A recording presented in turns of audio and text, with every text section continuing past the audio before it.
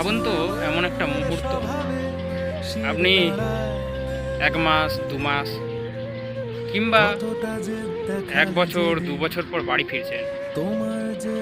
বাড়ি ফিরলেন, উঠোনে দাঁড়িয়ে দরজাটা হালকা করে ঠেললেন, দেখলেন ভেতরে মা বাবা বসে আছে। অনেক দিন পরে দেখলেন তো, দেখলেন মা বাবার বয়স হচ্ছে, ধীরে ধীরে বয়সের ছাপ মা বাবার গায়ে, মা বাবার মুখে।